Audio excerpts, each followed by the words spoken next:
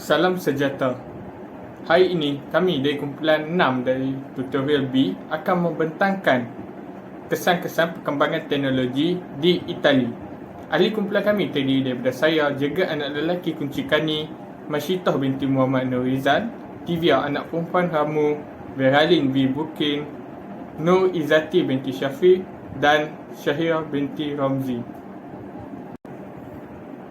Pada masa kini, teknologi memainkan peranan yang penting dalam aspek seperti ekonomi, sosial dan pembangunan sesebuah negara. Penggunaan teknologi semakin meluas di setiap negara dan kita menggunakan teknologi hampir setiap hari untuk membantu kita. Teknologi sangat membantu kita dalam kehidupan dan aktiviti harian kita.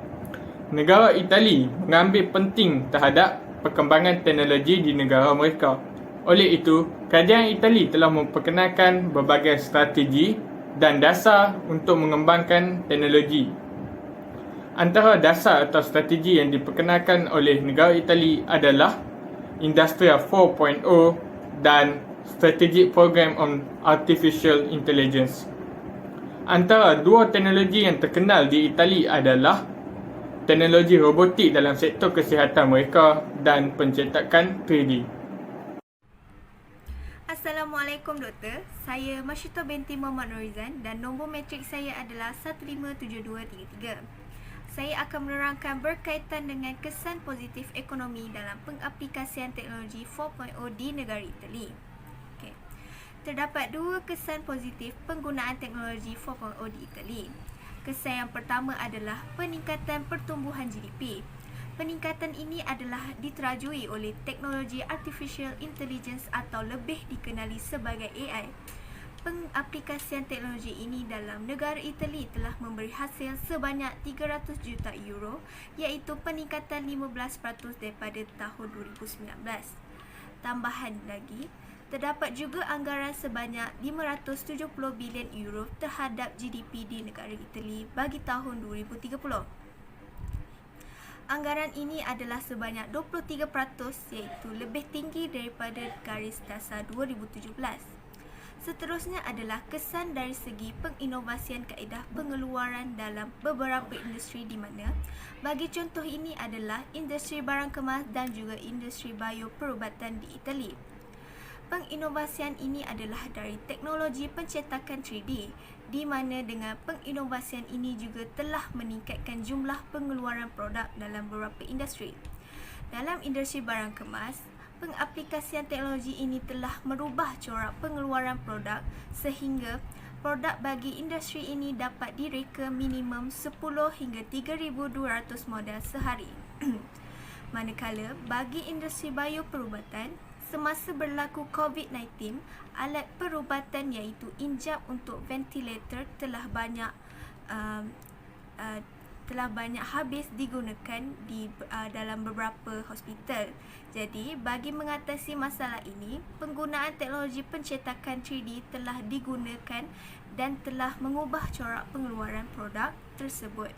Serta ia juga berjaya menghasilkan 100 injap yang sedia digunakan dalam tempoh 24 jam. Jadi itu saja daripada saya. Seterusnya saya serahkan pembentangan kepada ahli rakan saya yang lain. Nama saya Divya, nombor matrik saya 158023. Terdapat beberapa kesan negatif perkembangan teknologi industri keempat dari segi ekonomi di Itali. Antara kesan negatif teknologi industri Itali adalah kos tinggi diperlukan untuk mengaplikasikan teknologi AI. Kerajaan perlu melaburkan euro 1 bilion dalam sektor awam untuk mengimplementasikan AI menjelang tahun 2025. Selain itu, kos yang tinggi diperlukan untuk menyelesaikan masalah berkaitan teknologi AI. Jika teknologi AI dibangunkan dengan pesat, model yang banyak perlu dilaburkan untuk mengoptimumkan teknologi AI dari semasa ke semasa. Di samping itu, kos yang tinggi perlu dilaburkan oleh kerajaan dan syarikat untuk mengadakan program-program berkaitan teknologi AI agar pekerja-pekerja dapat meningkatkan pengetahuan yang luas untuk menggunakan teknologi AI. Hal ini menyebabkan syarikat-syarikat perlu menyokong latihan pekerja dengan menyediakan alatan pembelajaran berteknologi untuk menjadi pakar dalam teknologi AI. Selain itu, kerajaan perlu melaburkan duit agar generasi yang akan datang mahir dalam teknologi AI dan meningkatkan ekonomi negara. Kerajaan Itali mencadangkan untuk melabur sebanyak euro 1.5 bilion untuk membangunkan pendidikan teknikal tertiary agar dapat melahirkan profesional yang dapat menggunakan dan menyesuaikan dengan teknologi AI. Kesan negatif yang kedua perkembangan teknologi industri keempat dari aspek ekonomi ialah ketergantungan tinggi kepada teknologi. Kini kebanyakan syarikat bergantung kepada teknologi untuk meningkatkan produktiviti syarikat mereka. Di Itali, penggunaan teknologi empat seperti Internet of Technology, Cloud dan komunikasi machine-to-machine digunakan secara luas dalam semua sektor.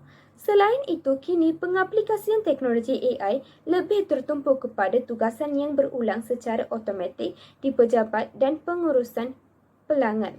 Sehubungan dengan itu, lebih daripada 50% daripada projek AI yang sedang dijalankan di Itali boleh menyebabkan pengurangan pekerja-pekerja dalam sesebuah syarikat. Tambahan pula, menurut Persekutuan Robot Antarabangsa, Itali telah mempunyai sebanyak 185 robot bagi setiap 10,000 pekerja pembuatan. Seterusnya, 59% eksekutif Itali berkata mereka berhasrat untuk melabur dalam teknologi baharu dan hanya 18% berhasrat untuk melabur dalam pengurusan bakat. Hal ini boleh menyebabkan pekerja kehilangan kemahiran dalam menggunakan teknologi industri keempat. Sebanyak euro 3.5 bilion telah diperuntukkan oleh kerajaan Itali untuk meningkatkan penggunaan teknologi industri keempat dalam pelbagai sektor.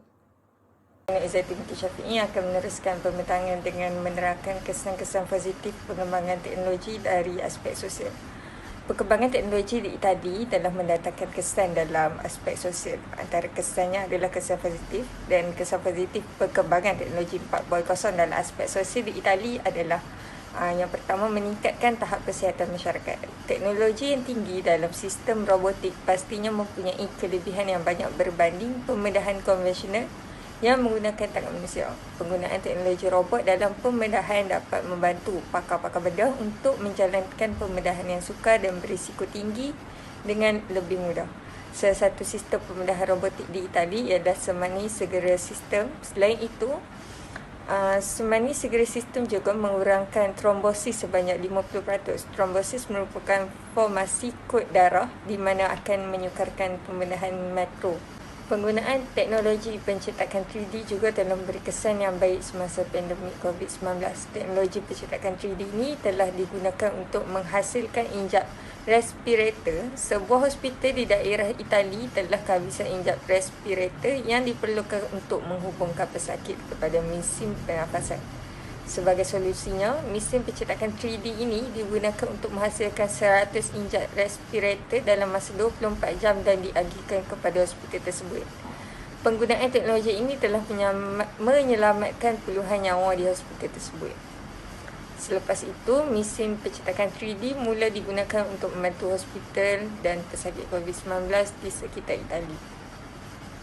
Jelaslah pembedahan yang dijalankan oleh robotik dan teknologi pencetakan 3D mempunyai impak yang besar dalam industri kesihatan. Ianya mendatangkan faedah yang banyak kepada manusia dan negara, termasuklah meningkatkan industri kesihatan di Itali. Kesan positif yang kedua ialah kebaikan penggunaan educational robot dalam pendidikan. Educational robot atau dikenali sebagai ER merupakan teknologi robot yang dibina bagi memperkenalkan kanak-kanak dan pelajar kepada teknologi robot dari usia yang muda.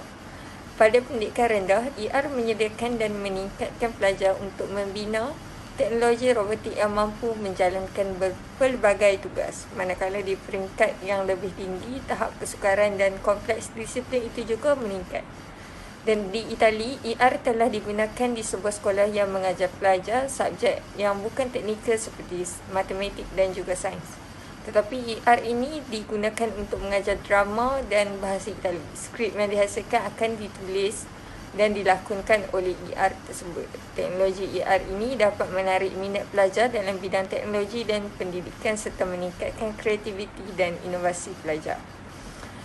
Jelaslah bahawa penggunaan teknologi dalam sektor pendidikan dapat meningkatkan kemahiran dan minat pelajar. Selain daripada pelajar, tenaga pengajar juga dapat mempelajari banyak perkara baru melalui pengaplikasian teknologi dalam pendidikan. Sekian, terima kasih. Seterusnya, saya akan menerangkan tentang kesan negatif perkembangan teknologi dari aspek sosial. Kesan negatif yang pertama adalah ketagihan internet. Ketagihan internet didefinisikan sebagai penggunaan internet secara kompulsif dan tidak terkawal. Masalah ketagihan internet merupakan masalah yang serius dan berbahaya.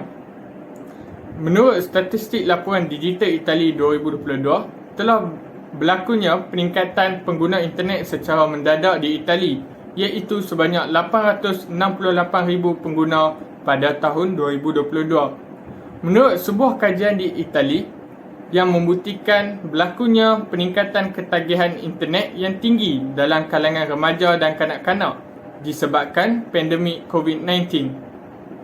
Kesan negatif yang dibawa oleh ketagihan internet dari aspek kesihatan adalah penurunan berat badan secara mendadak, sakit tulang belakang dan leher serta merosakkan mata. Manakala kesan negatif dari aspek sosial adalah melalaikan kita daripada tanggungjawab dan menjejaskan prestasi akademik dan pendidikan kita. Selain itu, kesan negatif yang kedua dari aspek sosial adalah ancaman jenayah cyber. Pada zaman yang moden dan berteknologi ini, kebanyakan syarikat dan perniagaan telah menggunakan internet dan teknologi secara berleluasa dalam perniagaan mereka.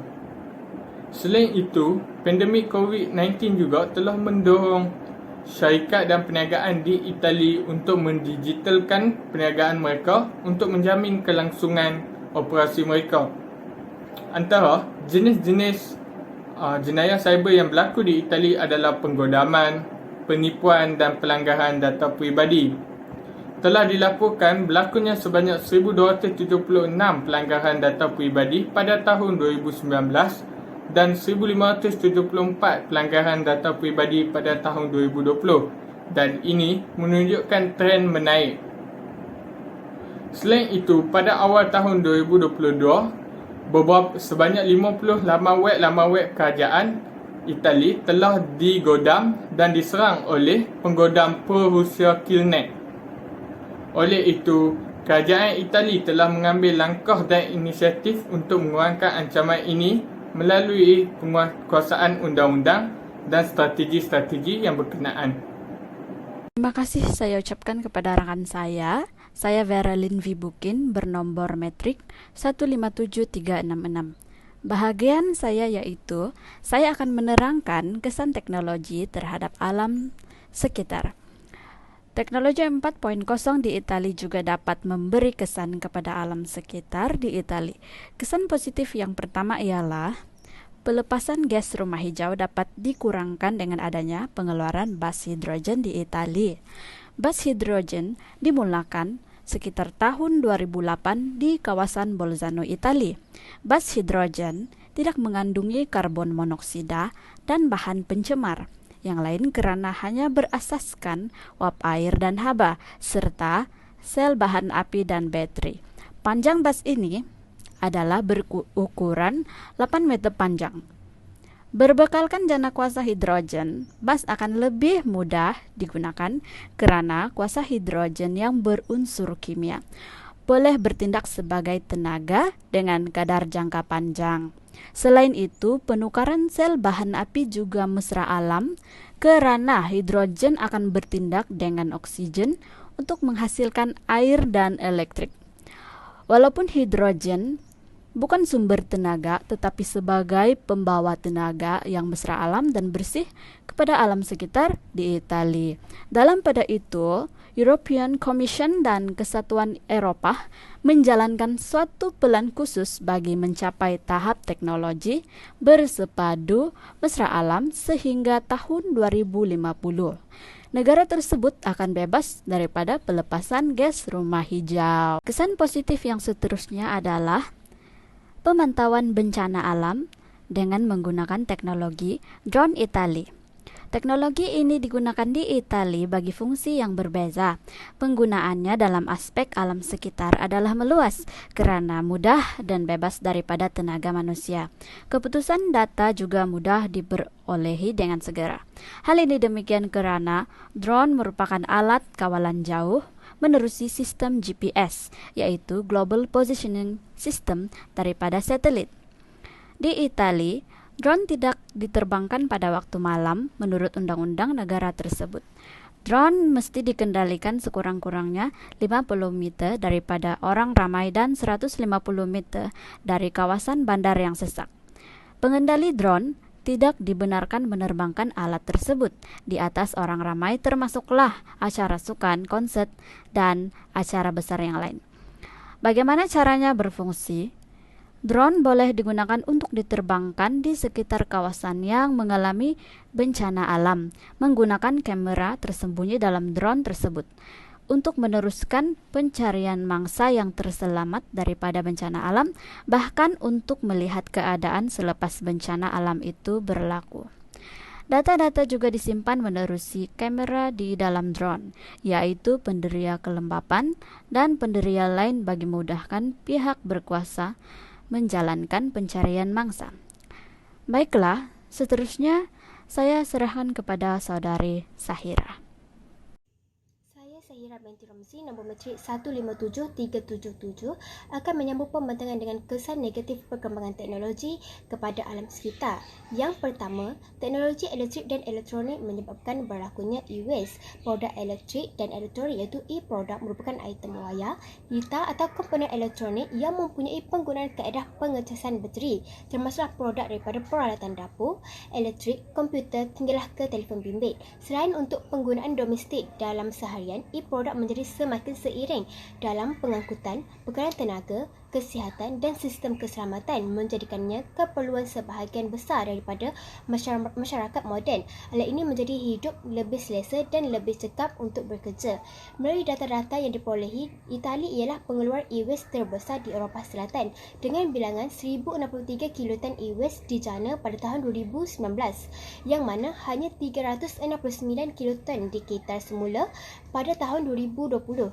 Namun, apa yang terjadi adalah kadar e-waste ini sangat laju kadar peningkatannya, tetapi dasar kesatuan Eropah dengan melakukan cara mengitar semula alat-alat elektrik dan elektronik dengan kaedah yang betul adalah sebanyak 40% sahaja. Kesan yang kedua ialah pencemaran udara daripada teknologi roket. Itali mengalami pencemaran udara yang berleluasa dan banyak menyumbang kepada masalah persekitaran dan akhirnya kepada masalah kesihatan. Pencemaran udara ini disebabkan oleh teknologi yang mengandungi bahan-bahan bahaya seperti nitrogen dioksida, sulfur dioksida dan banyak lagi. Bahan-bahan tersebut yang menghasilkan zarah-zarah halus dan menjadi debu lalu terbang ke udara. Penggunaan roket di Itali menurut seorang Profesor Madya kejuruteraan aerokansa di Itali iaitu Philo Pomeggi yang mengkaji teknologi roket telah memberitahu Space.com bahawa zarah yang terhasil daripada enjin roket adalah amat kecil dan ringan. Apabila penggunaan roket enjin ini diperluas, maka kemungkinan pertambahan partikel ringan tersebut menjadi semakin berat di udara. Hal ini akan menyebabkan pencemaran udara. Kesan daripada penggunaan teknologi roket. Kesimpulan bagi pembentangan ini adalah perkembangan teknologi telah memberi banyak faedah kepada negara dan juga memudahkan kerja serta aktiviti harian manusia. Jadi kesan positif daripada penggunaan teknologi 4.0 dapat dikatakan bahawa teknologi telah membawa kejayaan yang baik kepada negara Itali. Namun begitu, pengaplikasian teknologi juga telah membawa beberapa kemudaratan di mana kesan negatif ini dapat dikatakan sebagai cabaran yang perlu ditangani oleh negara Itali untuk memastikan penggunaan berterusan teknologi 4.0 di negara ini tidak akan membawa kesan lebih buruk kepada negara. Jadi itu saja daripada kumpulan kami. Sekian, terima kasih.